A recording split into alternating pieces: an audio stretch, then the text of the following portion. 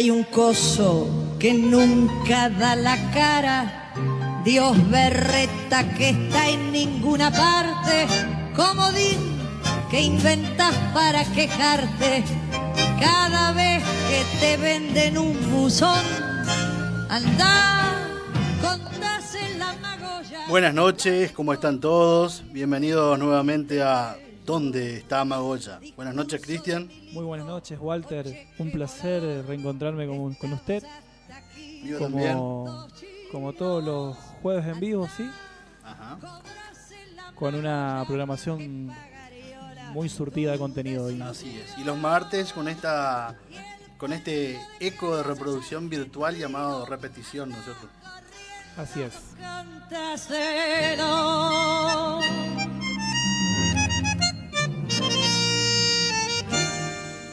Usted que está del otro lado también le agradecemos por sintonizarnos y como todos los jueves,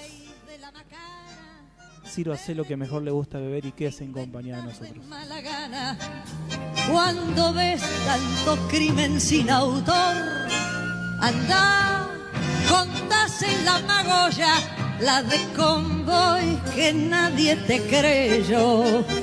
Discurso de cheque volador, estamos hasta aquí de cuentos chinos. Anda, cobras en la Magoya que pagariola tu desilusión. Y el cuento de que Dios es argentino, anda corriendo, contáselo.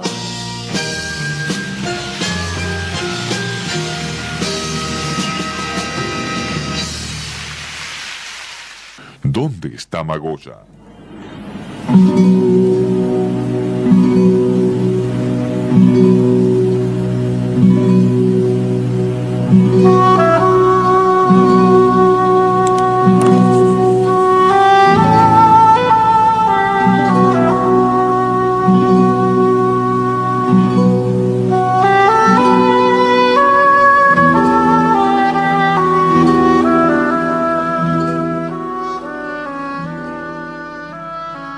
Novelista colombiano, Premio Nobel de la Literatura en 1982 y uno de los grandes maestros de la literatura universal.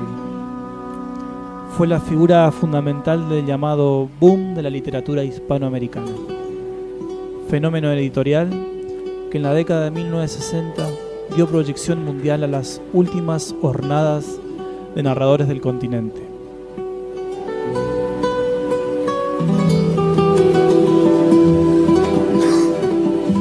En todos ellos era palpable la superación del realismo y una renovación de las técnicas narrativas que entroncaban con la novela europea y estadounidense de entreguerras. Estamos hablando de Kafka, Joyce, Proust, Faulkner. Nuestro invitado de la noche sumó a ello su portentosa fantasía y sus insuperables dotes de narrador, patentes en la obra que representaba la culminación del realismo mágico, 100 años de soledad.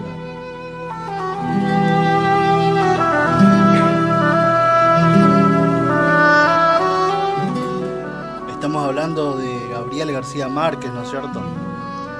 Este colombiano que hace un poquito más de 6 años despedimos, ¿no es cierto? Tan conocido como Gabo. Como Gabo, y digo también tan conocido por todos en Latinoamérica, ¿no es cierto? Con esta capacidad de él de retratar la aldea, como se dice, ¿no es cierto? Un autor que también lo hicimos nuestro, los argentinos, ¿sí?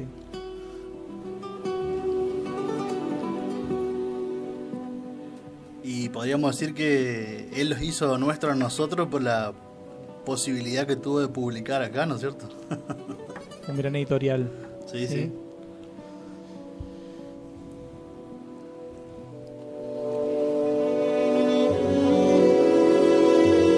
Como bien decíamos, Walter, un hombre muy relacionado a lo que fue el realismo mágico, ¿sí? esa corriente o movimiento literario pictórico, ¿no es cierto?, de mediados del siglo XX, ¿sí? Que se define por su preocupación estilista y el interés de mostrar lo irreal, ¿sí? Lo fantasioso, lo extraño, como algo cotidiano, hacerlo común. ¿Sí? De hecho, una de sus novelas, las más destacadas, inspira mucho de esto, ¿no es cierto? Y transmite mucho. Así es. No, ¿es póstuma puede ser esta novela? No, ¿no es cierto? No es póstuma. No lo recuerdo.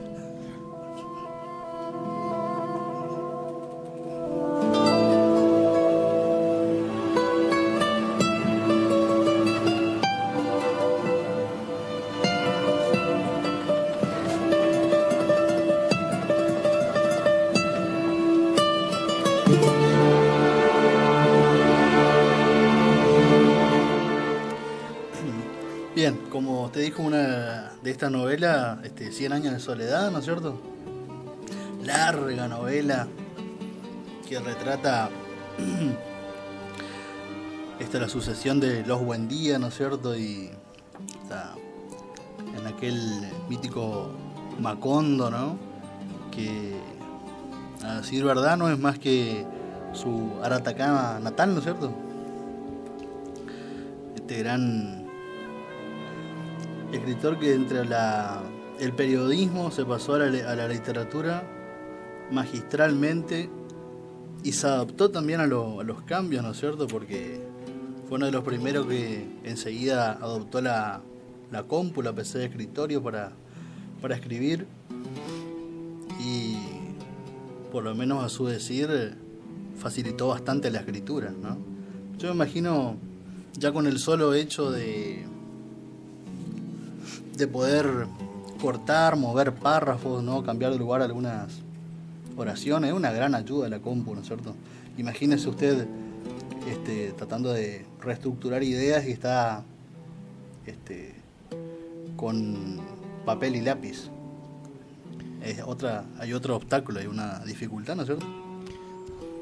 Para hacer ese tipo de ediciones. Como usted lo dijo, esta novela, Walter, fue publicado por primera vez justamente en Buenos Aires, ¿sí? Entre los años 1967. ¿Sí? Fue escrita durante los años 1965 y 1966 en la Ciudad de México, ¿sí? Cuando él residía por allí. Y bueno, la idea original de esta obra, que surge en los años 50, ¿no? Un poco ambientada a esa época, durante un viaje que realiza la autora a su pueblo natal, ¿sí? Del estado colombiano, ¿no es cierto? Aracataca. ¿Os suena? Sí. Como decía, después la vamos a escuchar en una entrevista, ¿no? Ya ahí a fines de los 80, mediados de los 90, va a contar cómo sin problemas se dedicaba a la escritura con la PC. Y siempre también un poco enfrentándose a la Real Academia, ¿no es cierto? Siempre con su imperio. Claro, lo que él le llamaba la escritura. La policía del idioma. Sí. Por ahí me parece a mí algunas cuestiones un poco ya radical en su crítica, ¿no? Pero porque bueno, a mí me parece que es entendible, ¿no? La tarea de la Real Academia, pero bueno, se comprende la postura de él, de que él lo ve desde el lado que termina presionando, digamos, la fluidez de la lengua y ese papel de la policía de la lengua allá desde España, si bien tiene miembros de muchos países de Latinoamérica, pero le parece que le quita la fluidez de lo que para él es el mejor idioma por la riqueza que tiene el castellano, ¿no es cierto? No sé qué usted opina del papel de la Real Academia. Creo que siempre jugó un papel de políticamente correcto, ¿no es cierto? Sí, y hoy en día también los que nos dedicamos no a la escritura, fíjese usted como con esto del lenguaje inclusivo, cómo marcó su posición, ¿no es cierto? Claro, con la negativa, ¿no? Con la negativa, por ejemplo, al término de las E, Ujú. de hacer genérico los pronombres, por ejemplo, ¿cierto? Claro. Bueno, Creo que todos lo enfrentaron. bueno, él también compara con otros tipos de diccionarios hechos como de uso, ¿no? Porque nunca... Las ediciones de la Real Academia, si bien se editan con más asiduidad últimamente y se van incluyendo nuevos términos, nunca le sigue los pasos al uso, ¿no es cierto?, que tenemos los hablantes. Entonces, determinados términos, determinados modos que hace un par de años no estaban aceptados, ahora sí. Por ejemplo, a ver, se me viene a la mente la mayora y la menora, ¿no? Licua y licúa, ¿no? Conjugaciones o términos que por ahí no estaban aceptados y ahora sí. Pero bueno, por ahí alguien un poco mayor los escucha y va a pensar que es incorrecto, ¿no? Pero está aceptado. Es aceptado, Aunque, bueno, sí. Naturalizado, podría decirse. Sí, aceptado, Sí. pero Cuestionado, cuestionado todavía. como muchos de los términos. Claro, que hoy en día utilizamos, como sí. muchos de los términos. No por ese miedo también que hay a la degeneración de la lengua, ¿no? Como si fuese un fantasma, ¿no? Que persigue a algunos, que la degeneración de la lengua anteceda a la degeneración del pensamiento y de la sociedad, quizás, ¿no es cierto? Ese me parece que es el miedo que muchos tienen. El gran fantasma. El gran fantasma, ¿no es cierto? Sí. Pero bueno, Lo- es una lo lengua viva. atípico. Es una lengua viva, va a seguir cambiando. Por más Real Academia que haya, seguramente dentro de 300, 500 años va a sonar bastante diferente Va a el sonar castellano que bastante tenemos. diferente. Bueno, y todo este rol no escatimó términos y momentos para criticar a García Márquez. Incluso él pretendía un poco dejar que fluya la lengua, ¿no es cierto?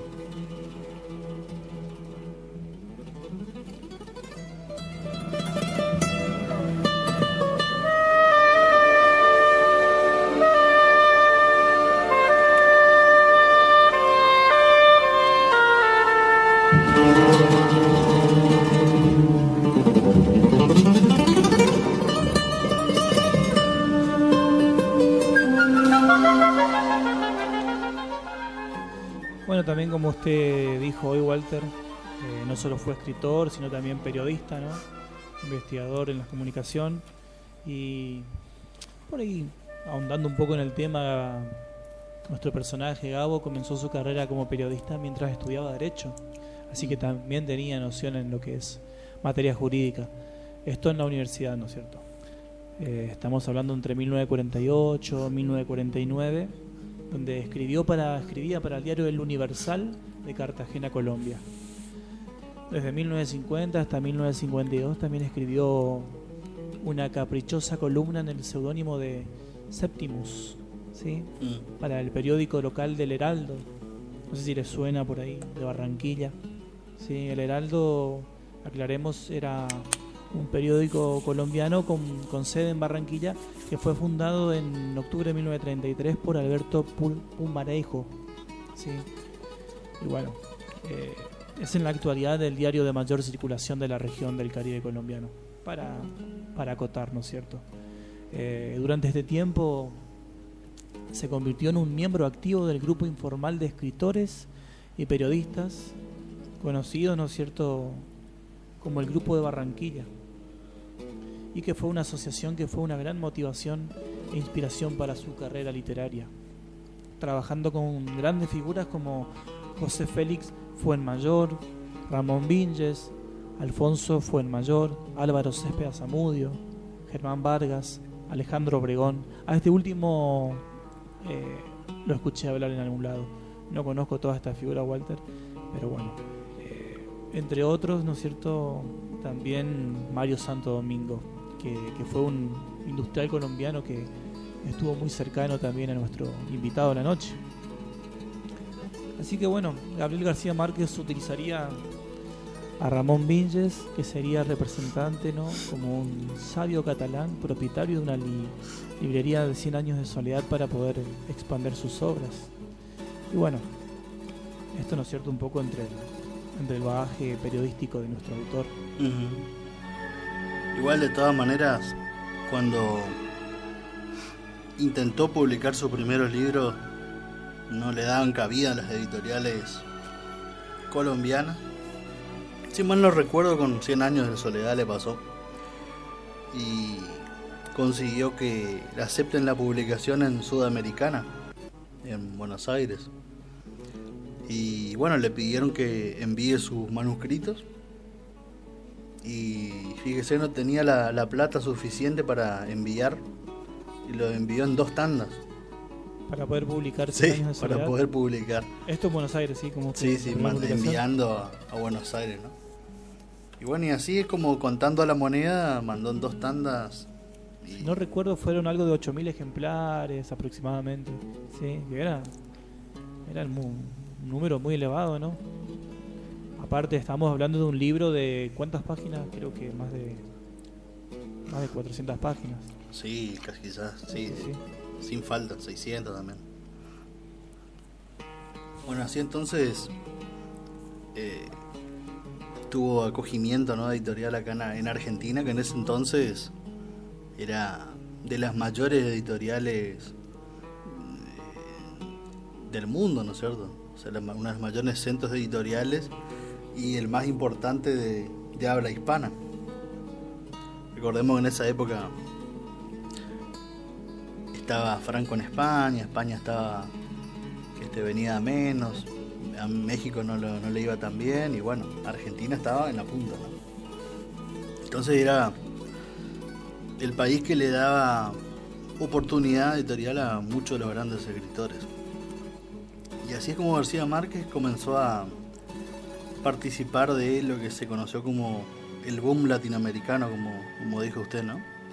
Siendo conocido en todo el mundo hispano y después traducido, ¿no es cierto?, a muchas lenguas, en una producción muy larga y conocida.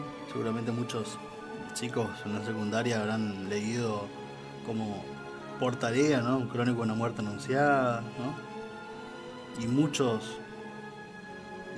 otras obras, ¿no es cierto? 100 años de soledad en su momento, cuando Gabo la estaba escribiendo y previamente a publicarlo, no, se iba a titular La Casa, ¿sí? Pero después, bueno, decidió cambiar el nombre para no evitar inconvenientes y similitudes con La Casa Grande, ¿no?, de Álvaro Céspedes Zamudio, su amigo escritor también, ¿no es cierto?, que fue un escritor y periodista colombiano también muy allegado a nuestro invitado. Interesante, un dato. No solo nosotros dudamos, ¿no?, a veces de ponerle título a nuestras obras. Digo, los que nos gustan escribir. Yo tengo algunas escrituras por ahí dando vuelta. Fíjese. Ah, sí. Vamos a compartir con nosotros algún día. Yo sé que usted también escribe mucho, Walter. Así ¿Va a compartir con nosotros algún día? En algún momento, ¿no?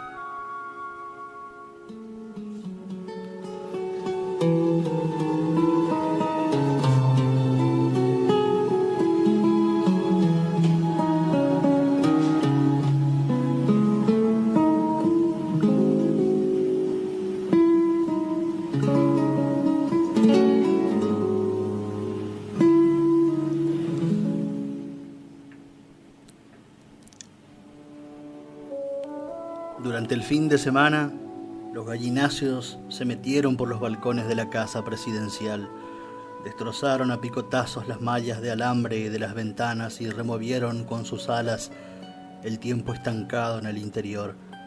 Y en la madrugada del lunes la ciudad despertó de su letargo de siglos con una tibia y tiersa brisa de muerto grande y de podrida grandeza.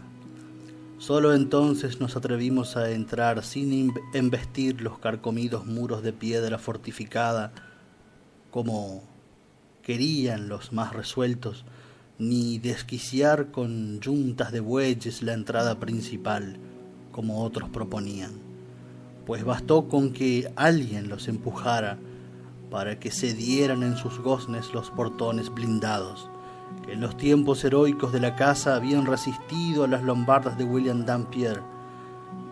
Fue como penetrar en el ámbito de otra época, porque el aire era más tenue en los pozos de escombros de la vasta guarida del poder, y el silencio era más antiguo, y las cosas eran arduamente visibles en la luz decrépita. A lo largo del primer patio, cuyas baldosas habían cedido a la presión subterránea de la maleza, vimos el retén en desorden de la guardia fugitiva, las armas abandonadas en los armarios, el largo mesón de tablones vastos, con los platos de sobras del almuerzo dominical interrumpido por el pánico. Vimos el galpón de penumbra donde estuvieron las oficinas civiles, los hongos de colores y los lirios pálidos entre los memoriales sin resolver, cuyo curso ordinario había sido más lento que las vidas más áridas. Vimos en el centro del patio la alberca bautismal, donde fueron cristalizadas con sacramentos marciales más de 5 generaciones.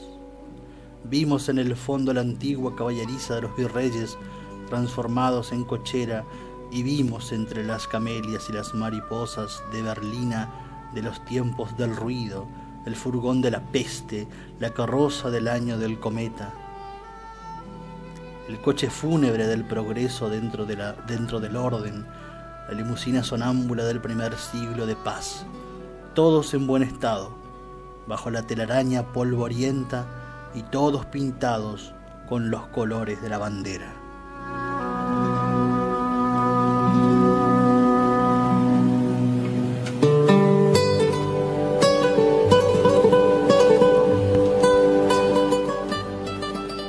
Escuchamos lectura del inicio del otoño del patriarca. Me parece interesante compartir este inicio magistral, ¿no? Donde se pinta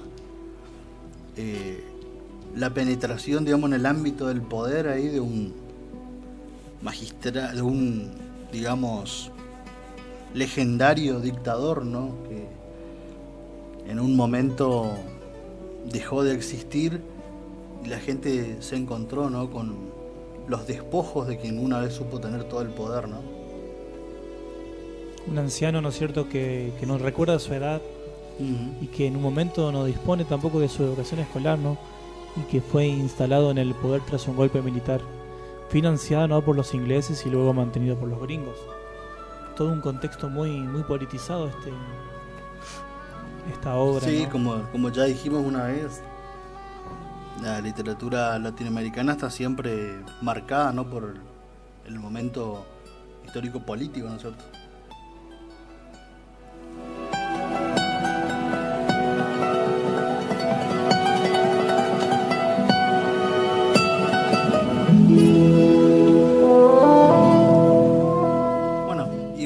Sintetizando lo que estuvimos hablando, podríamos pasar a escucharlo a nuestro invitado Gabriel en persona para redondear un poco estos conceptos que estuvimos hablando sobre él, ¿no? Vamos a escuchar un audio. Sí, por favor. El novelista puede inventar todo siempre que sea capaz de hacerlo creer. Y yo creo que el gran reto de la novela es que te la crean línea por línea. Pero lo que descubre uno es que ya en América Latina la literatura, la ficción, la novela es más fácil de hacer creer que la realidad. ¿A usted qué le gustaría mirar por un agujerito sin ser visto? ¿Sabes qué? La vida desde la muerte. Eso sí sería. Bueno, ¿y usted qué es un gran sueño poder ver la vida desde la muerte. ¿Y usted que escoge la muerte de sus protagonistas, cómo escogería la suya? ¿Cómo le gustaría morirse? No, si a mí me pusieran a escoger la muerte, sencillamente no la escogería, me niego rotundamente. Yo la única opción que acepto es la de no morirse. Creo que la única cosa realmente importante que hay es la vida, lo importante es estar vivo. Y creo que la muerte es una trampa, es una traición que se lo sueltan a uno sin ponerle la condición. Entonces usted, como su amigo Rulfo, no escogería a alguien en la tumba de al lado para tener con quien conversar, por ejemplo. No, eso para mí es muy serio el hecho de que esto se acabe. Y prácticamente sin ninguna participación de uno, sino cuando llega, así. Creo que es injusto. ¿Qué podemos hacer por evitarlo? Escribir mucho. Nosotros en América, en la América Latina, pero particularmente en México y en Colombia, fuimos formados, educados, formados por los refugiados españoles, por los republicanos españoles. Entonces, los niños de esa época éramos republicanos españoles. Y yo con ese fervor militante de los primeros años del bachillerato y de la universidad, siempre me dije que no iría nunca a España mientras no muriera Franco. Pero mientras tanto, era ya completamente republicano español. Conocía muy bien la historia de la guerra, la historia de la guerra civil, menos bien la historia de España, pero muy bien la literatura española. Entonces, yo tenía había una especie de corrientes encontradas dentro de mí, que conocía muy bien un país por referencia, conocía a su gente, pero no había ido nunca a España. ¿Tenía la nostalgia sin haberla vivido? Tenía la nostalgia anticipada de España. Además, yo recuerdo los campos de Azorín, los campos de Machado. Todas esas referencias literarias que después encuentra uno que son reales. Esos escritores hicieron una fotografía de la España de su tiempo que es maravillosa. Yo llegaba después como si hubiera estado siempre ahí. Esos ríos con los chopos en sus orillas. Hasta que llegó un momento en que me di cuenta, estuve 3 años en Europa, en Italia, en Francia y en Inglaterra, y no fui a España. Volé por encima de España las 2 veces. Hice una escala de ida en Madrid y podía haberme quedado y no me quedé porque me había hecho esa promesa que nadie me pidió además, sino que era alguna cosa que me había nacido a mí del espíritu. Y de pronto caí en la cuenta, después de haber escrito 100 años de soledad, caí en la cuenta de que Franco no se iba a morir nunca y yo no iba a conocer nunca España. Entonces sencillamente, sin más vueltas, me fui. Ahora, ¿por qué escogió Barcelona y no otra ciudad para vivir? ¿por qué me fui a Barcelona? Porque la persona que más influyó sobre mí era el catalán Ramón Viñes, que vivió muchos años en Barranquilla y que es el sabio catalán de 100 años de soledad. Entonces yo había oído hablar tanto de Barcelona, de los cafés de Barcelona, de las librerías, de los teatros de Barcelona, que me fui a ver cómo era eso, y yo llegué a Barcelona como si hubiera vivido ahí mucho tiempo y como si la conociera. Y luego encontré que esas afinidades que tenía yo con mis maestros españoles, con los amigos españoles, con el carnicero español, el pescadero español, el herrero español, el zapatero español, entre los cuales nos criamos, seguían existiendo allá. Y todavía ahora me preguntan qué viene a hacer España, y digo, como siempre, a pelear con mis amigos españoles, porque armamos unas broncas tremendas y unas comilonas tremendas y vivo en una permanente erupción volcánica. De esa época también era su amigo Vargas Llosa. ¿Esa amistad está rota para siempre? No contesta. Bien. ¿Y usted qué piensa de la polémica que tienen ahora en Cataluña sobre la educación bilingüe, sobre el hecho de que los niños se tengan que educar necesariamente en catalán? ¿Usted tiene una idea formada sobre eso? Yo lo que no tengo es mucha información. No tengo mucha información, pero yo creo que la gente más sensata en Cataluña se da cuenta que eso es una naturalidad histórica lo que hay ahí, que es decir, no tiene mucho sentido hacer la lucha contra contra el castellano. Yo creo que la verdadera guerra contra el castellano la hace la Academia de la Lengua. O sea, que sigue sin reconciliarse con la Academia de la Lengua Española. Ni siquiera la última edición del diccionario le ha parecido mejor. No, porque no es una cuestión de diccionarios, no es una cuestión de cantidad de palabras o de incorporación de términos, sino de criterio. El criterio de que ellos son los depositarios de la pureza del lenguaje, entonces ellos tienen preso el idioma. Es como una policía del idioma, que lo tienen preso y no lo dejan que fluya y que vaya por la calle y se pervierta, que es lo que es estupendo de los idiomas vivos. En ese sentido, María Moliner fue mucho más lejos que ellos, porque María Moliner hizo un diccionario de uso y ahí están las palabras que se usan y cómo se usan.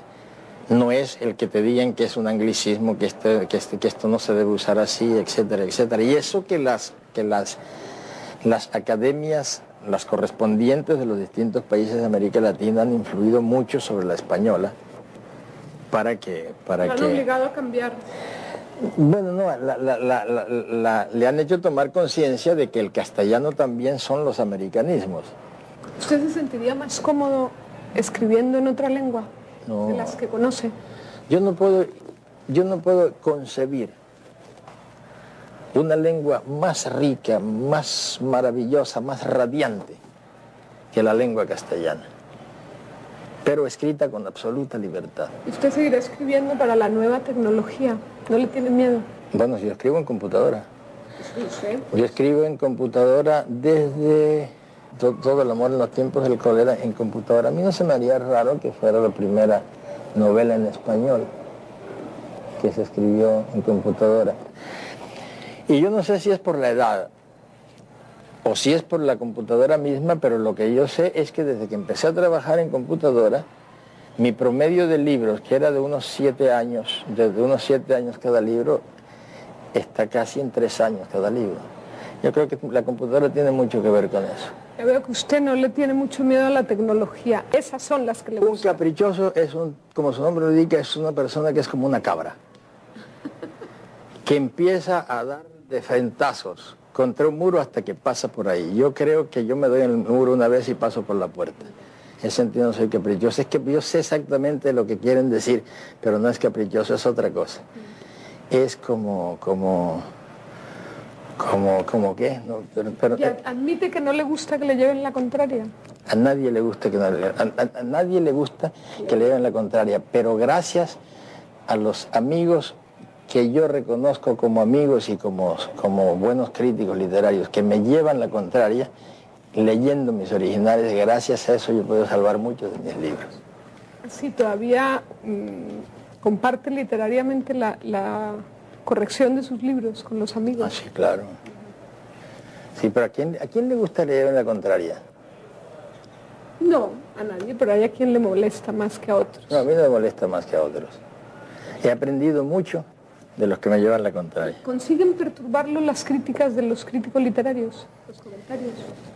Bueno, ya no, porque no los leo. Pero aprendí una cosa importante. Cualquier crítica desfavorable, cualquier reproche, inclusive cualquier insulto, duele mucho. Pero uno aprende que al día siguiente duele menos, al tercer día menos y al cuarto día ya no se acuerda.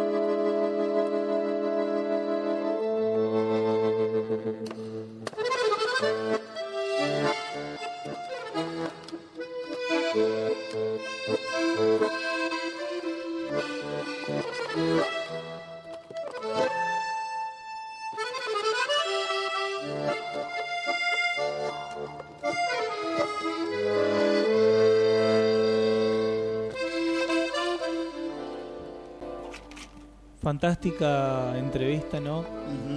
Bueno, fantástico el entrevistado, ¿no es cierto? Así es. Con sus palabras, tocando varios temas, hablando de todo un poco. Una entrevista del año 1995.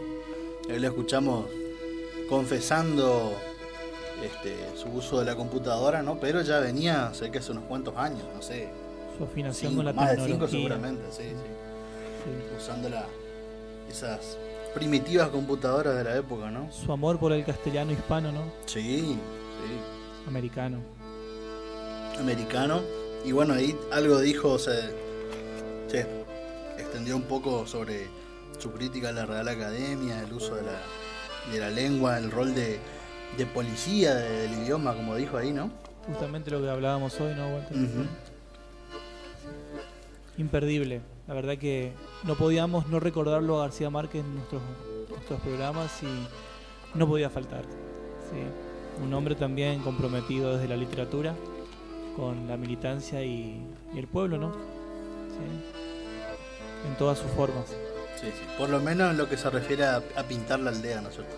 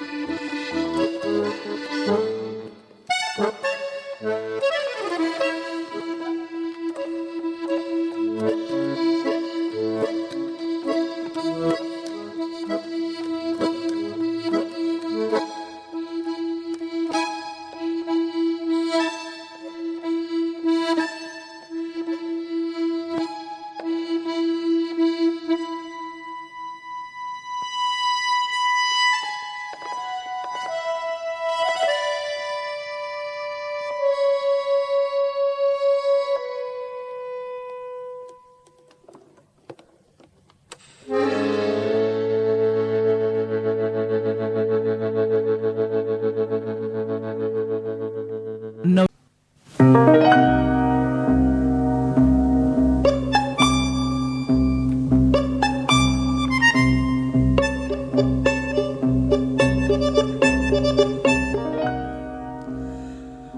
Bien, seguimos con ¿Dónde está Magoya? Leyendo algunos de los mensajes recibidos al 3743 41 81 66. 41 81 66. Bien, gracias a Mario de Copioví por los saludos de siempre. Le gustó todo lo que tiene que ver con García Márquez esta noche. Natalia del barrio Sarmiento dice que, bien, para usted un comentario, dice que le gustó todo lo que comentó Cristian respecto de esta noche García Márquez. Bien, la señora Norma de Santo Pipó también, que le gustaría que hablemos de Alejandro Dolina. Sí, por supuesto. ¿Cómo no? ¿Qué le parece esa propuesta, no? Un especial de la venganza, ¿no? Sí, un especial de la venganza, por supuesto. También tenemos un mensaje de Jonathan de Irigoyen, que nos pide que hablemos sobre Solzhenitsyn, mire, de Rusia. Fue interesante, podríamos charlar. Linda temática. Bien, esos serían los mensajes entonces. Walter, Sí. entrando un poco de esto que es la cuestión social y Sí. la cuestión también de la música regional y Sí. el tango. Sé que estamos en comunicación telefónica con un personaje muy querido, ¿no?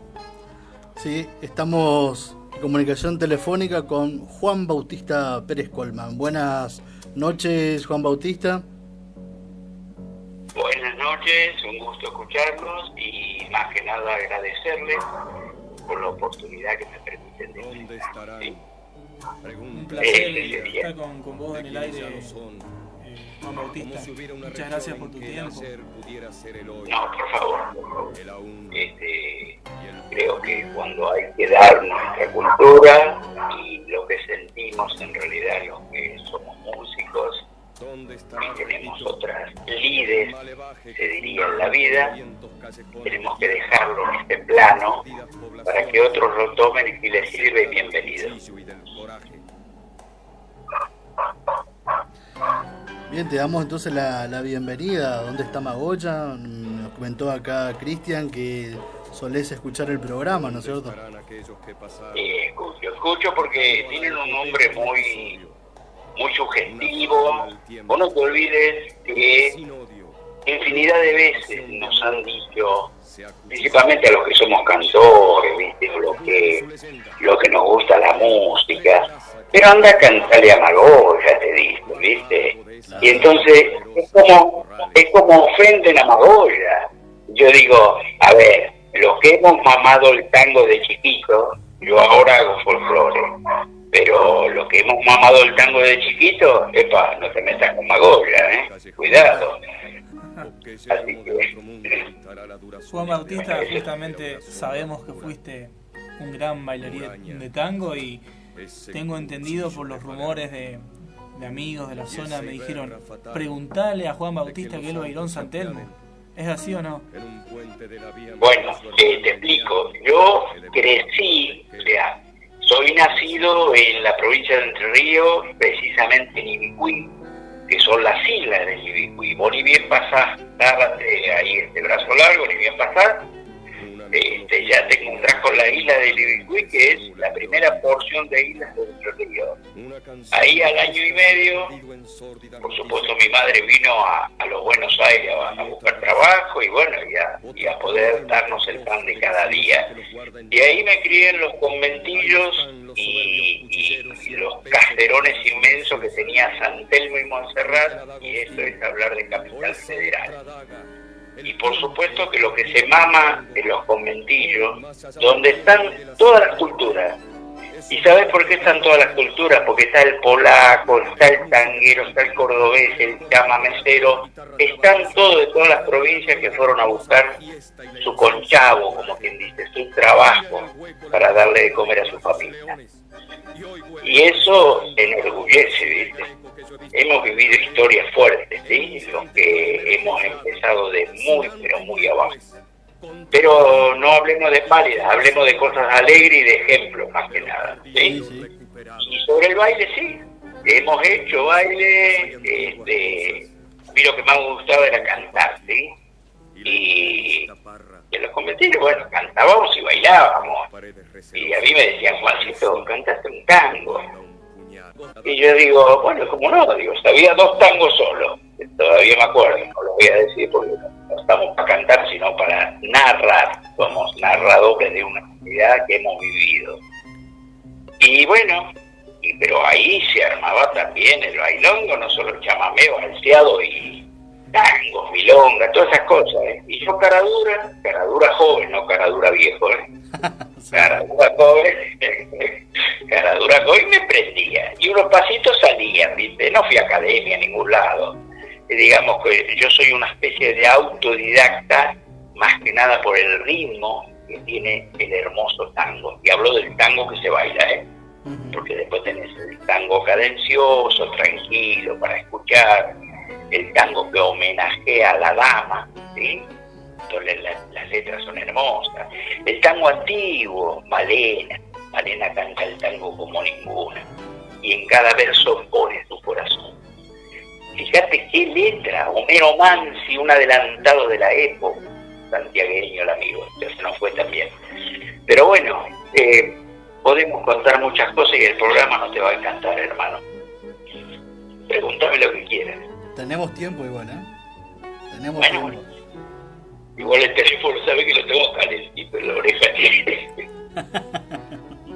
Y con este clima, hermano, ¿qué va a hacer? Entonces, así que yo te digo, a los 13 años es como que descorché la cabecita porque dije, bueno, evidentemente a algunos les gusta cómo entono, cómo hago las cosas.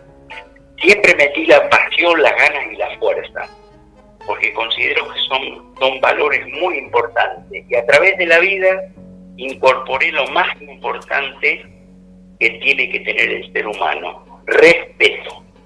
Respeto por lo que hace, respeto por el otro, respeto por la vida. Entonces ahí nos vamos a ir entendiendo, y no directamente, ¿viste? Y hacemos como dicen los pibes, ¿viste? Que crearon un léxico, él dice, y son caretas. Entonces no hay que ser careta, sinceramente, hay que ser sincero, como lo estoy planteando. Con respeto empieza todo bien. Cuando te quieren pasar por arriba, decir, vale, hermano, que yo estoy plantado acá, ¿eh? Y esos somos los criollos en serio. Así que me fui a cantar a la radio a los 13 años, me presenté ante un tal Juan Salvador del Prior y sus niños cantores y artistas, y yo, 13 años, no era tan polentoso como me considero ahora a través de la vida, ¿no? ¿Y vos qué hacés, pibe? Y yo canto tango, le digo, sí, bien, pero y me dice, sí, pibe, pero no está permitido que los niños menores canten tango. Y ahí me cortó, y no cantaba otra cosa, me dice, y como no canto valsecitos también, bueno, aprendete un vals y en un mes cantás acá en la radio. Lo que hoy es Radio Nacional, en aquel tiempo Maipú 555, Capital Federal, estaban todas las radios que confluían en un solo edificio, Radio Libertad Radio, todas estaban. Y bueno, y ahí despuntamos el vicio hermoso de lo que es el canto, la música y el sentir ciudadano. Así que bueno, más o menos te pinté el comienzo. Preguntame con lo que quieras, porque si no, no te voy a dejar hablar, ¿eh? Sí. Interesantísimo eso, ¿eh? Así que era cuestión de pasarse de un piso al otro para estar en otra radio. Sí, señor, era así. Preguntá bien la historia ahí de lo que hoy es Radio Nacional, donde se transmiten los grandes también, Héctor Larrea, esa gente que hizo la vida en la radio y te dio las alegrías más lindas, ¿viste? Porque son gente respetuosa. Salvador del Prior, ¿viste? Qué sé yo, todos personajes, ¿viste? Que verdaderamente se amigan y le dan esa dulzura a la vida. Así que bueno, tuve la fortuna de mamar todas esas cosas a través de la calle, a través del andar, a través del trabajo. ¿Y de dónde sacaste, perdón, Juan Bautista, quién te inspiró el tango? ¿Venís de familia tanguera, tus padres también? ¿Sí? Mirá, o sea que me preguntan siempre lo mismo. Yo creo que esto es una cosa que ha venido en un ADN de mi conglomerado de este organismo, ¿no es cierto? Porque mamá era silenciosa y ella lo que te decía es: hijo, no hay que causar problemas, no hay que causar problemas, decía. Siempre hay que ir con la frente en alta, pero sin hacer demasiada bulla, que lo que hace mucha bulla choca con los árboles. Bajo perfil. Tiempo, ¿no? Hay que ir pausado, con respeto. Por eso te digo, a mi madre le agradezco todo. Y bueno, y se me prendió. Yo empecé a escuchar, digo, epa, ¿qué está pasando acá? Tenía una revolución en el organismo. Y digo, y empecé a entonar, y tan mal no me sale, dije yo, ¿viste? Y bueno, estamos hablando de la época, ya te digo, de 60 más o menos, ¿viste? Cuando agarraba los libritos que teníamos antes, ¿viste? Revistitas, pero con letras musicales. Me la ponía a cantar a capela. Y cuando llegaban los fines de semana, así, los momentillos que yo vivía, que se armaba la milongueada linda, ¿viste? Donde había de todo, como te dije antes. Y bueno, con el bandoneón de algunos amigos ahí, por supuesto amigos los más mayores, nosotros éramos los gurises, como quien dice, de gurises jóvenes, pero gurises. Y bueno, y ahí despuntaba alguna cosita como para que el ego se sienta bien, ¿viste? Y de ahí, bueno, seguimos, tocamos puertas en muchos lados, en algunos lados se abrieron, en otros no se abrieron, y me faltaba una misión en la vida, que era la salud del prójimo. Y la salud del prójimo era que yo a los 19 años empecé arrancando el estudio en la Cruz Roja Internacional para ser un enfermero y cuidar de la vida de los demás, porque me parecía que era lo que estaba faltando así digamos en mi cabecita de samaritano sería, o sanitarista, como se le dice ahora, ¿te das cuenta? Y esa carrera me llevó más de 40 años, salpicando con la música también, bailes folclóricos, y hoy tengo el gusto de estar ahí en esa municipalidad, en ese Zoom, con el amigo Paco, haciéndonos despuntar el vicio y dando las correcciones adecuadas para aquello que nos olvidamos. Por eso soy un agradecido de la vida. Vicio al que acá con Walter ya estamos invitados a participar, te cuento. Bueno, ¿cómo no? Nos hizo la invitación formal, junto con Marcos. Buenísimo. Nos dijeron que faltan nombres, así que vamos a estar ahí. Sí, señor, porque vos te imaginas que nosotros estamos chochos porque no tenemos una sola guaina para bailar. Podemos tener dos, podemos tener tres, ¿viste? Depende si algún varón no tiene una nana que le pasa algo y por ahí no cae, y bueno, los que estamos, vamos a sacar pecho y decir, por favor, que venga una, dos, tres, cuatro damas, está todo bien. Somos todos compañeros, ¿viste? Somos todos compañeros. Por sobre todas las cosas. Y el folclore, así, al igual que el tango, también son ritmos muy lindos que, como bien decías hoy, se baila de dos, ¿no es cierto? Reivindicando justamente la figura de la dama, la figura del caballero. Sí. Y te doy un dato importante. El tango, aunque te parezca mentira, desde 1920, 1917, 19, un poquito más acá, también se empezó a bailar entre varones. Vos tenés algunas películas de las viejas cinematografías de aquel tiempo y se bailaba entre varones. Pero, te digo, unos milongazos. La milonga, mira, es uno de las piezas musicales más lucidas que pueden tener el varón y la dama. Y en esto no podemos dejar de mencionar a Elvira y Virulazo, dos pero bailarines inmensos, a Juan Carlos Pope, su compañera Mariana Nieves, No sabés. Por eso te digo, yo he tenido el inmenso gusto de haber visto a esa gente. Entonces yo me llené antes de tiempo y ahora, ¿sabés lo que hago? Quiero sacarlo, quiero darlo. Porque ¿de qué te sirve que te lleves allá para el lado de Tata o para donde sea lo que no dejaste acá? Entonces el egoísmo jamás debe estar no hablemos de artista, en el hombre, el que hace el bien. El egoísmo no tiene que estar. Tiene que dar todo el aprendizaje que le dio la vida, porque para eso sos un transmisor de todo eso. Tenés que darlo, porque adentro te va a explotar y no sirve. Y más en estos tiempos, ¿viste? Así que, bueno, te digo un poco de cosas de un lado y del otro. Compartir, ¿no es cierto? Sí, señor.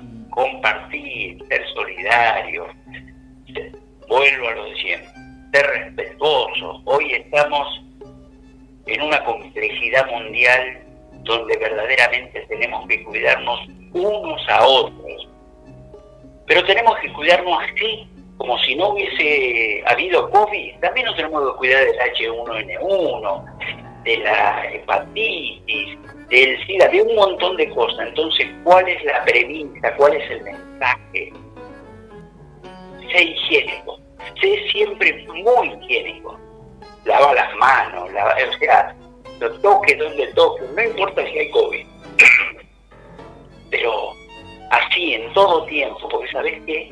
Estamos en el tiempo del misterio. Por decirlo en forma criolla, te puedo hablar en términos, llamaremos medicinales o académicos, pero está lleno de misterio el planeta, ¿viste? Lo han contaminado de una forma que verdaderamente la gente que por ahí no tiene las defensas adecuadas y va a caer, hermano, va a caer, sinceramente, y va a caer el desnutrido. Entonces hoy nos tenemos que ocupar, sí, de esta pandemia, pero no te olvides del chico desnutrido, porque no se lo va a llevar la pandemia, se lo va a llevar la desnutrición, se lo va a llevar su raquitina. ¿Entendés lo que te quiero decir? Yo soy muy obsesivo con todas esas cosas que tienen que ver con la vida de los inocentes. Y disculpame que me fui para ese lado. Sí, sí. Y muy realista, ¿no es cierto? Sí, porque es la verdad, es lo que estamos viviendo a nivel mundial. Volviendo un poquito al tango, cuando dijiste que recordaste la época en que se bailaba entre varones, ¿no es cierto? Era también una época 1920 más o menos. Sí, era una época también en que había otros instrumentos, ¿no es cierto? Si mal tengo entendido, no había incursionado tanto el uso del bandoneón, ¿no? En ese momento. No. En realidad, como la gente de Europa, que venían los barcos, ¿viste? A esa tierra tan generosa, que lo sigue siendo, solo que la estamos estropeando, ¿viste? Los humanos. Pero ellos venían con su acordeona a piano, ¿viste? Inclusive hasta su verdurerita por ahí, ¿viste? Pero la acordeona viene de allá de parte de Europa, ¿viste? Lo cual se viene ¿con qué se hacían? Con las acordeonas. Entonces, vos ahí tenés casi al comienzo, o sea, bandoneón, olvidate. Después empezó a venir, ¿viste? Los alemanes, que son genios en la fabricación de los bandoneones. El sonido te atrapa totalmente, y si no, escucho a Piazzolla o a Pichuco. Después tenés otros más, Leopoldo Federico, todas glorias que le ha llegado el instrumento a esas manos para acariciar y para darte, ¿viste? Lo que el tanguero necesita, ¿viste? Uno tiene que ser un agradecido de esos, así como esta radio es pionera, de esos pioneros del tango, ¿viste? Hemos tenido las mejores orquestas del mundo nosotros, Waldo Fresedo, Rodolfo Bialni, qué sé yo de cuándo, Angelito Bar, pero te puedo hablar de toda esa camada, ¿viste? Que a mí era como que me daban el chupete y yo decía, qué bueno, está rico este chupete musical, era muy bueno.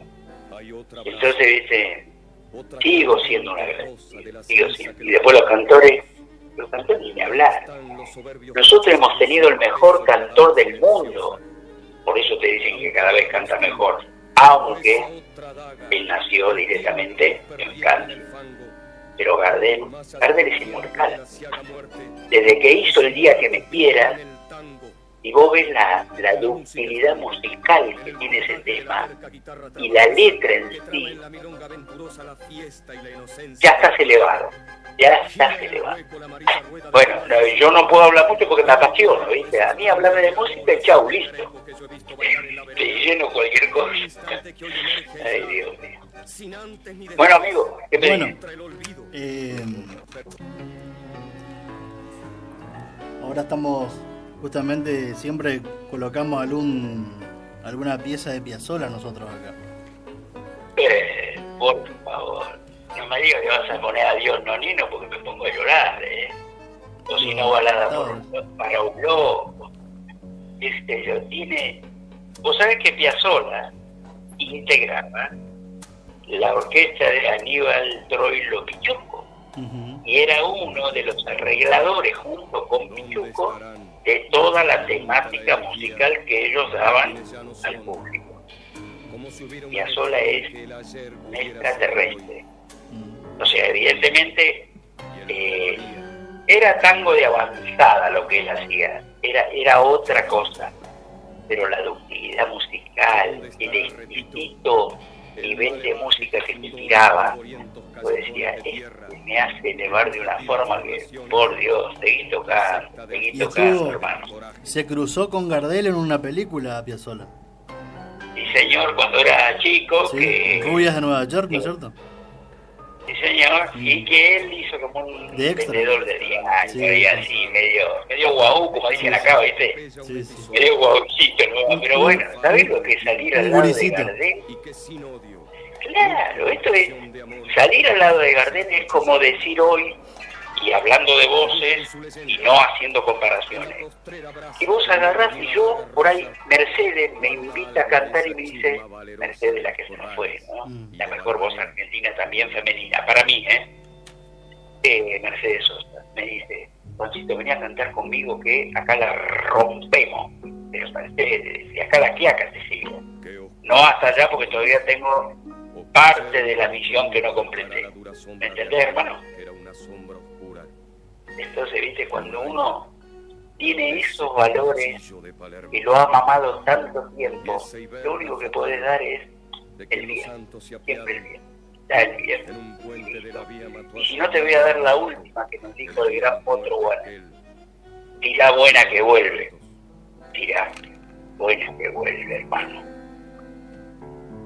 Me emociono con esto. Muy lindo, hermoso. Juan Bautista, si tendrías que definir al tango con un nombre de un cantautor, una cantautora, ¿con quién te quedás? ¿Sabés lo que pasa? Sería muy egoísta. ¿Sabés por qué sería muy egoísta? Porque desde Homero Mann y hasta Cátulo Castillo, ¿viste? Todos, don Celedonio Flores, que hacía los temas y Gardel se los cantaba. Alfredo Lespera, que era el compañero de Gardel. Villoldo. Entonces vos tenés... ¿Cómo? Villoldo, sí, era tanguero de aquel tiempo, de los años 30. Ángel Villoldo. Es un autor también, pero un buen ejecutor también. Son de los pioneros. Vos me estás hablando ahora de un pionero, Ángel Villoldo. Y una bestia en buen sentido, hermano, como decimos nosotros. Hemos tenido cada artista, y hoy que los chicos les cueste mamar todo eso, ¿viste? A nosotros que ya pintamos canas hace rato, no nos deja de entristecer un poquito. Pero hay que seguir con la misión de las piedras. ¿Qué voz femenina rescatarías? ¿En cuál te quedarías? Ahí me pusiste en un compromiso, mirá vos. Y yo te puedo decir Mercedes Simone, Azucena Maizani, Nelly Vázquez, María Graña viniendo para este tiempo. Son hermosas voces, unas de un tiempo, otras de otro tiempo, pero que nos dejaron marcado a fuego lo que es hacer las cosas bien. Porque esa gente hacía las cosas bien, ¿te das cuenta? Había que ensayar un mes seguido para sacar un tema, y acá me voy un poco por la rama. Hay que ensayarlo, porque esto tiene que salir. Y hoy vos rescatás cómo trabajaba Juan D'Arienzo con toda su orquesta, te vas a decir, este tipo está transpirando sangre musical. Entonces, Osvaldo Fresedo, Dios mío, lo que era ese con sus cantores. Entonces, ya te digo, como damas musicales, ¿y sabés quién? Me estoy olvidando, la que sería la Gardel con pollera, ¿sí? Que murió a los 102 años, Nelly Omar. Nelly Omar, tuve el gusto de conocerla, simplemente conocerla, como así conocí a María Elena Walsh, allá en Sardaí de Buenos Aires, ¿viste? Nelly Omar, que estuvo en los escenarios de los 15, ¿no? Estuvo en todos lados. Nelly Omar es... De los 15 años, digo. Sí, Nelly Omar es una amor. Yo me emociono muchísimo porque cuando estaba en Buenos Aires, una colega mía, enfermera, estuvo los últimos tiempos con ella. O sea, la cuidaba, como quien dice, todo el día ella y toda la noche otra enfermera, ¿viste? Haciendo los 2 turnos porque iba teniendo 100 años. Llegó a los 102, ¿eh? Y bueno, se nos fue, ya estaba cansadita. Se fue allá con el amor de su vida, ¿viste? Homero Mansi. Cuando Homero Mansi canta, Malena canta el tango como ninguna, y en cada verso pone su corazón.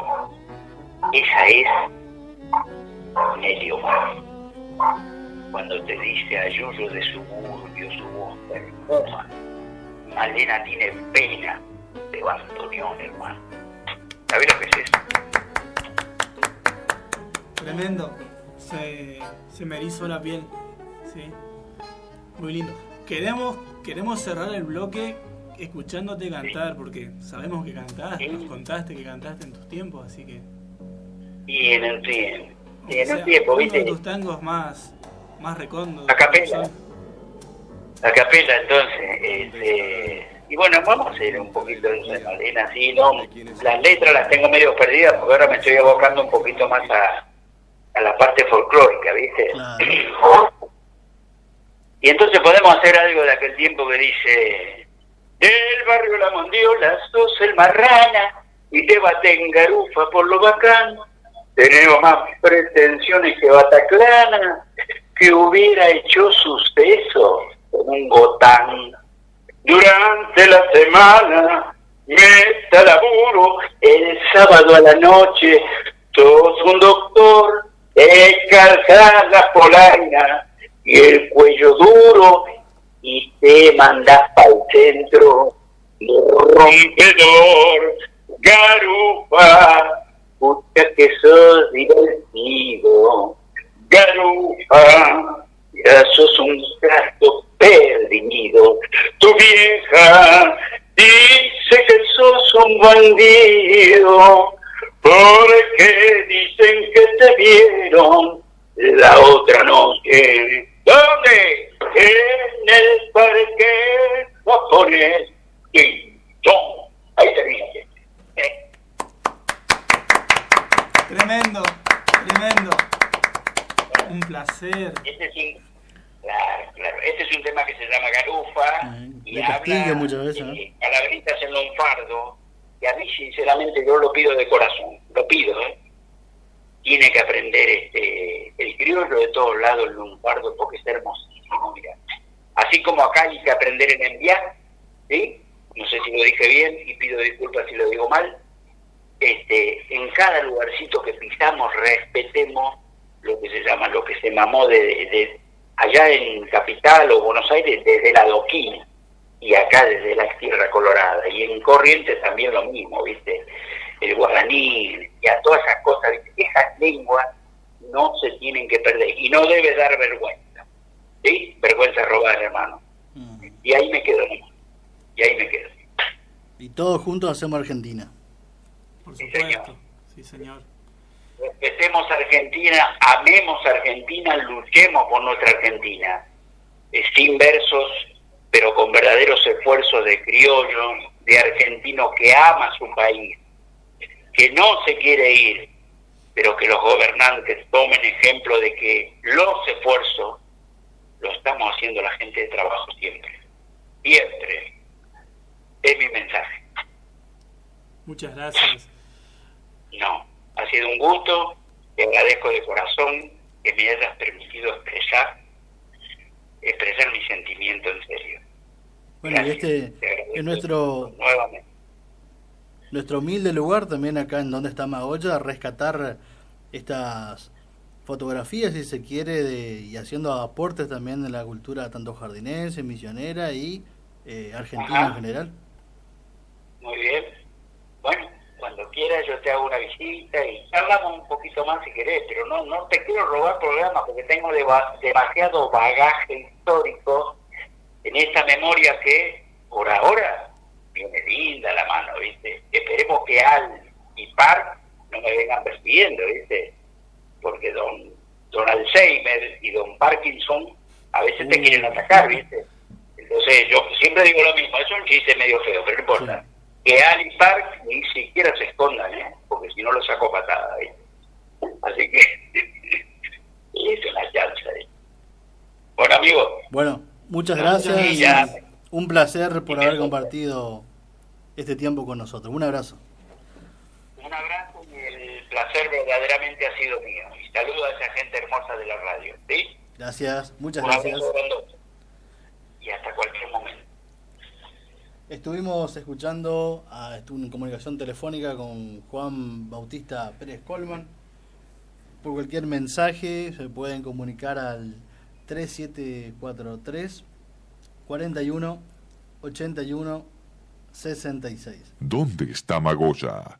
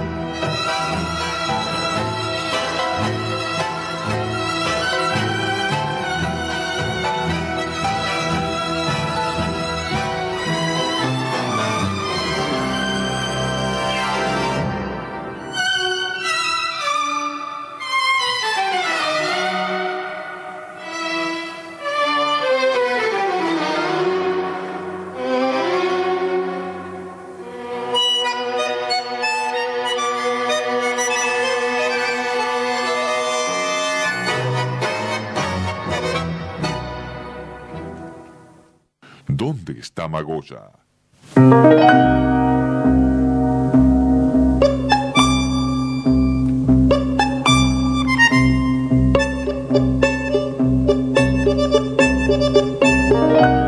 Bien, no queríamos dejar pasar la oportunidad de recordar a Joaquín Salvador Lavado, más conocido como Quino, este gran humorista y dibujante que retrató ya para la eternidad a Mafalda, ¿no es cierto?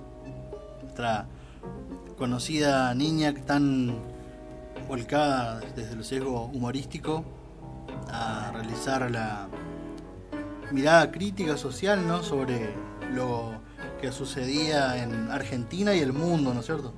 Un legendario crítico, ¿no es cierto?, de la caricatura, un tipo muy también politizado, ¿sí?, marcando siempre una posición justamente con esta popular Mafalda. Nuestra Mafalda, sí, un mendocino, sí. Nació un 17 de julio de 1932 y falleció ayer. Ayer, ¿sí? 30 de septiembre del 2020. Y bueno, aunque los registros oficiales dudan de su natalicio, algunos dicen que fue el 17 de agosto, otros el 17 de julio, pero en fin, un dato menor. Siempre en el corazón Quino y Mafalda, Susanita. Sí, siempre tan actual Miguelito. Mafalda. Podemos ver la historieta y no pierde en la actualidad. Sí. ¿Tiene alguna en su cabeza, Walter? Y la que enseguida se me viene a la cabeza es el conocido cuadro donde está Mafalda tocando con el dedo la cachiporra de un policía y le pregunta: ¿este es el palo para apoyar ideologías, no? Sí, sí, muy bueno, sí. O el otro donde está caminando por la vereda y dice: basta de censu, ¿no es cierto? Sí. La típica, alguien que no alcanzó a terminar el graffiti. Y esto me viene también a la memoria la frase, una vez en una entrevista le preguntaron a Quino algo así como: ¿por qué Mafalda no creció nunca? O ¿por qué no fue adulta en la época de la última dictadura, entre el 76 y el 83? Y la respuesta de él fue, parafraseándolo: no creció porque si hubiera sido adulta en esa época hubiera sido una de las 30.000 desaparecidas. Qué lindo, fuerte, interesante, ¿no? Qué fuerte. Sí. A mí se me vino a la cabeza la Mafalda recibiendo, ¿no? Le golpean la puerta, ella sale a atender y preguntan: ¿está el jefe de familia? Y ella dice: esto no es una empresa, somos una cooperativa, aquí no hay jefes.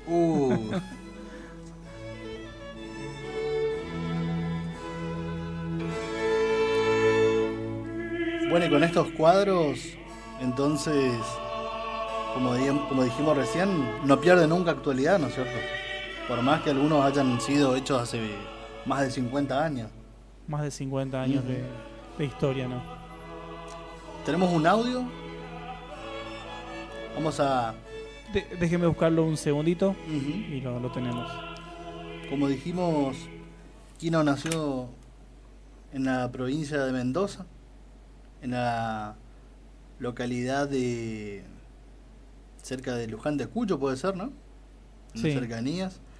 Y ya cuando se despidió de la existencia, es conocido en el mundo a sus 88 años. Escuchamos el audio. Estoy con la niña más famosa de Argentina. Es idealista, contestataria y enemiga acérrima de la sopa. Se llama Mafalda y cumple 50 años. Bienvenidos a su mundo. O mejor dicho, sus mundos. El triste, el suicida, el enfermo. Todos los que inspiraron al artista argentino Joaquín Salvador Lavado, o Quino, para publicar por primera vez las historias de Mafalda el 29 de septiembre de 1964 en un semanario de Buenos Aires. Les invito a recorrer el departamento F, el de los vecinos de Mafalda. Ella vive con Guille y con sus padres en el E, en un edificio que, por cierto, existe realmente y está en el barrio de San Telmo, en Buenos Aires. Entren por acá. Seguramente en esta sala de estar pasaron muchas horas Mafalda, Felipe, Guille, Manolito, Susanita, viendo Los Picapiedra o El Llanero Solitario o cualquier serie de dibujos de la época. Y en una mesa de comedor como esta, muy probablemente Susanita fantaseaba con servir la comida a su familia y convertirse en el ama de casa perfecta. Esta muestra en la Usina del Arte de la ciudad conmemora no solo el medio siglo de vida de Mafalda y sus amigos, sino también los 60 años de carrera de su autor, que han marcado a varias generaciones de lectores en Argentina y en el resto del mundo. A mí me gusta Mafalda porque es fanática de los Beatles de chica, no le gusta la sopa, a mí tampoco me gusta. Y bueno, y también tiene un carácter medio complicado y yo también lo tengo. Mafalda es parte de mi historia y la historia de este país, porque con ella crecimos. Yo me la sé de memoria, Mafalda, porque hace años que tengo la colección completa y la he leído mil veces. Cuando me iba de vacaciones con mi familia compraba los cuadernos y era mi literatura durante las vacaciones fantástica. De las tiras en blanco y negro a la televisión en color, de los diarios de Argentina a la portada de la Declaración de Derechos del Niño de Naciones Unidas. Medio siglo de reflexiones sobre naturaleza, política o economía han convertido a Mafalda en todo un símbolo universal de la niñez. Desde Buenos Aires, Ignacio de los Reyes, BBC Mundo. Bien, impresionante, ¿no? Muy interesante cómo lo recuerdan, cómo quedó inmortalizada Mafalda con sus cuadros. Yo personalmente tengo un volumen ahí se llama Toda Mafalda y tiene cientos de tiras. Recorrió el mundo Mafalda. Así es.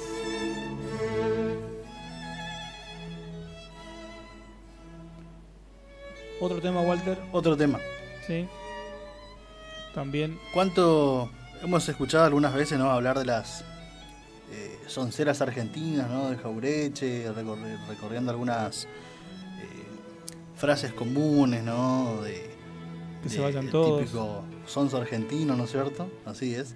Y venimos escuchando últimamente la frase esta de la farándula de cierta élite, ¿no?, bastante pudiente, de este país no va para más, me voy al Uruguay, ¿no es cierto? Y pudimos recuperar de Radio 750 a la conocida historiadora Araceli Bellota, echar luz un poco sobre la cuestión del trasfondo que existe, esto de idealizar el Uruguay y muchas veces retomar esta idea de abandonar Argentina para irse a la República Oriental del Uruguay. Tenemos un audio ahí al respecto. Hablando con Araceli Bellota, me propuso Araceli, ¿por qué no hablamos de una de las sonceras de Jauretche? Los argentinos que dicen que se van a vivir a Uruguay. Hola, Ara, ¿cómo estás? Hola, Ani, ¿cómo te va? Bien, me gustó mucho esta soncera de Jauretche, ¿eh? Es que cuando yo empecé a escuchar todo eso, que después se juntaron... ayer escuchaba que decía que se querían ir a Arabia Saudita, por Dios, bueno. Digo, lo primero que me salió, dije, esta es una soncera del siglo XXI que se la perdió Jauretche, ¿no?, que publicó este libro, Manual de Sonceras Argentinas, en 1968, y que era la continuación de otro libro que había publicado, Los Profetas del Odio y la Chapa, y que lo había hecho en el contexto de la autodenominada Revolución Libertadora, el golpe que derrocó a Perón, ¿no?, en el 55, y que desató una ola de odio antiperonista. Y con la soncera, Jauretche intentó analizar sobre qué se montaba esa campaña del odio, ¿no? Y es muy interesante, porque él dijo que era en aquellos principios introducidos en nuestra formación intelectual desde la más tierna infancia, ¿no?, con la apariencia de axiomas para impedirnos pensar las cosas del país desde el sentido común.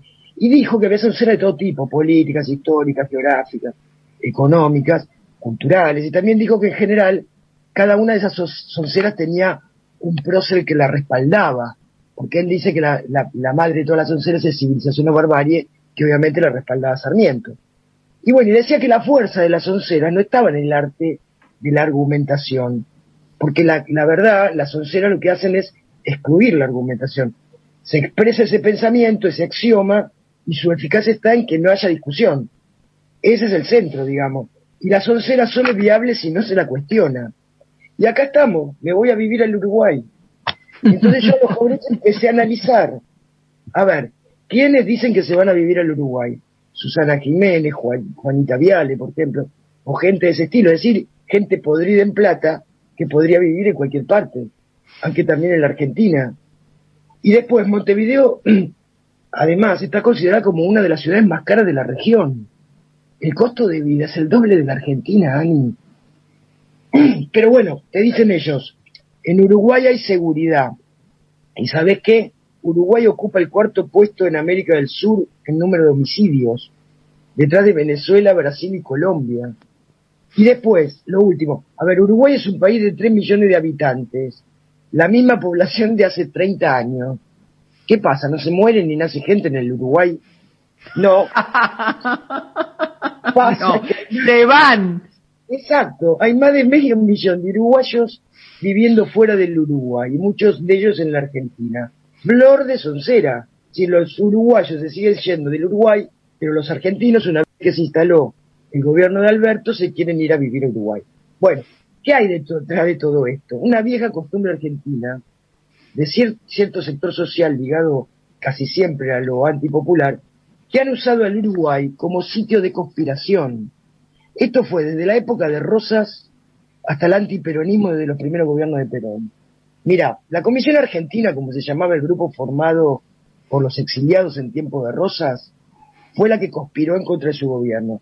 Esos argentinos exiliados en el Uruguay fueron los que se subieron a los barcos mercantes ingleses que venían detrás de los buques de guerra, esos que invadieron el territorio de la Confederación en 1845, cuando se produjo la Guerra del Paraná, que todos la recordamos por la Vuelta Obligado. Una batalla perdida en las armas, pero ganada en soberanía, porque no pudieron desembarcar los buques mercantes ni vender lo que venían a vender, porque el pueblo los espantaba desde las orillas del río, ¿no? También fue de Uruguay donde se conformó el llamado Ejército Grande de Urquiza, que derrocó a Rosas en 1852, en combinación con las fuerzas del Brasil y el Imperio Británico. ¿Cuál fue la excusa para formar ese ejército? Que había que obligar a la Confederación a que declarara la libre navegación de los ríos interiores. ¿Pero para quién era esa libre navegación? Era para los ingleses y los franceses, porque los argentinos los navegaban libremente. ¿Y quién fue el favorecido de esa lucha? Argentina, Uruguay, Brasil, no. Fue el Imperio Británico, el mismo que inventó el Uruguay. Porque digamos que el Uruguay es un invento inglés, Ani. Mira, hasta antes que el Uruguay Mirá, fue... pobre Artigas que quería juntar todo. Pero es que se tuvo que ir por eso. Mira, antes de que el Uruguay fuera independiente, la banda oriental era una provincia, como Entre Ríos, Santa Fe o Buenos Aires. Desde 1816, cuando el Brasil invadió la banda oriental y se anexó el territorio al que lo llamó provincia cisplatina, las provincias del Río de la Plata lucharon por la banda oriental. En 1820, Artigas fue vencido en la batalla de Tacuarembó, se exilió en el Paraguay, pero los 33 orientales, liderados por La Valleja, recuperaron la banda oriental y los desalojaron. Entonces, en 1825, Brasil declaró la guerra. Fue vencido en la batalla de Ituzaingó, por nosotros, digamos. Pero Rivadavia, a la hora de firmar el acuerdo de paz, terminó cediendo la banda oriental al Brasil. Y esto fue lo que le valió la renuncia a la presidencia, ¿no? Se cayó el poder nacional, cada provincia retomó su autonomía, y ahí Manuel Dorrego fue elegido gobernador de Buenos Aires, que intentó seguir la guerra con el Brasil por la banda oriental. Pero ¿qué pasó? El Banco Nacional, que estaba constituido por Rivadavia y manejado por capitalistas ingleses, le negaron el financiamiento. Y entonces Dorrego no tuvo más remedio que terminar el conflicto, accediendo a que la banda oriental fuera independiente, y después los mismos unitarios que lo habían obligado a hacer eso lo fusilaron por esa razón. Bueno, cuestión que ahí nació el Uruguay. Un invento de Inglaterra, que siempre se había propuesto que la banda oriental no fuese ni argentina ni brasileña, sino que fuera un apostadero comercial y naval que le permitiera a Inglaterra dominar los territorios mediterráneos por las bocas marítimas de salida al mercado mundial del Río de la Plata, ¿no? Y antes que se, mirá esto que interesante, antes que se inventara el Uruguay, había dos clases de orientales en la banda oriental. Los que se consideraban provincianos, de una de las provincias unidas del Río de la Plata, que eran los peones, estancieros, soldados, chacareros, caudillos, artesanos, y que creían que el Río de la Plata servía para unirnos. Claro. Y estaban platinos, que eran provincianos del Brasil, en su mayoría comerciantes del puerto, doctores de Montevideo, que creían que el Río de la Plata servía para separar. Por eso, Ani, los orientales de las provincias del Río de la Plata se llamaban Gervasio, Nepomuceno, Aparicio, así, ¿no? Y los cisplatinos, ¿cómo se llamaban? Washington, Nelson, y sigue la lista, ¿no? Cuando muchos años después, durante los primeros gobiernos de Perón, se conspiró contra ese gobierno popular, otra vez el Uruguay fue el sitio de refugio de esos conspiradores. Ahí fueron a parar, por ejemplo, los que bombardearon la Plaza de Mayo a la población civil, y los aviones se desviaron para el Uruguay. Por eso, y mira, te hago una pequeña postilla. La famosa Radio Colonia. Exacto. Que era una radio absolutamente gorila. Así es. Escuchaban esa radio. Escuchaban esa radio. Yo te digo, mira, como decía Jauretche, no seas sonso, no seas sonsa. Los que ahora dicen que se van a vivir al Uruguay pueden vivir en cualquier parte porque tienen mucha plata. Aunque habría que también pensar en lo conspirativo y en esa vieja campaña denigratoria de que siempre lo de afuera es mejor que lo de acá, y que es hija de esa soncera que te dije antes, ¿no? La madre de todas, civilización o barbarie. La barbarie estaría acá, la civilización siempre está afuera, en general en Europa o Estados Unidos, aunque también puede ser el Uruguay, sobre todo si lo gobierna Luis Lacalle Pou, aunque ojito, porque el Frente Amplio le viene mordiendo los talones. Muchas gracias, Sara, me encantó esta soncera extraordinaria. Me voy a vivir al Uruguay. Y vos sabés que yo tengo un peluquero conocido que se llama Renzo, que tiene una hermana que vive en Uruguay. Y Renzo me cuenta que la hermana está ahorrando porque se quiere venir a vivir a la Argentina. Y la hermana es una trabajadora, no es una mina con guita. Yo te digo algunos precios. Un café con leche y medialunas en Montevideo, 450 pesos. Un kilo de vacío, 462 pesos. Un litro de nafta, 115 pesos, mientras acá lo pagamos 57, creo, 58. El alquiler de un ambiente, 38.500 pesos. Y te digo, tienen 14% de desempleo. Si te querés ir a vivir al Uruguay, tenés que tener mucha plata. Y si tenés mucha plata, dejate de embromar y quédate acá, que total te da igual. Beso. Chao. Abrazo.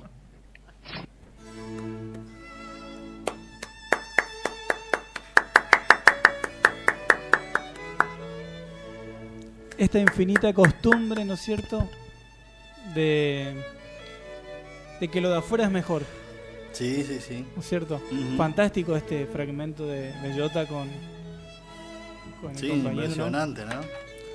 Esto de idealizar tanto a los de afuera, ¿no es cierto? Siempre los de afuera son mejor que nosotros y nosotros siempre somos lo que hay que abandonar y que es lo desmejorado en el mundo y la vergüenza siempre nosotros, ¿no? Bueno, este modelo argentino medio antiargentino, ¿no es cierto? Que no se vayan afuera, que se vayan a Magoya. Exactamente. O como dice acá ella, que se queden acá y que aporten. Exactamente. ¿Sí?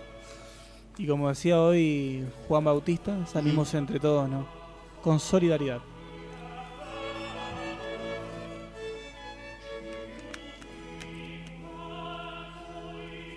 Bien, de esta manera estaríamos finalizando el programa entonces. Se nos fue la noche, Walter. Se nos fue la noche, una entrevista muy entretenida. Quedaron algunos temas en el tintero también. Y entonces vamos a tener que estar despidiéndonos hasta el próximo jueves, ¿no es cierto? Así es. El martes estamos saliendo en diferido, ¿sí? Así que bueno, muchas gracias a Hernán Juárez, el director de la radio, y a Oscar Kornowski, el intendente municipal, que nos permiten este espacio radial. Y bueno, nos despedimos preguntándonos como siempre, ¿dónde está Magoya?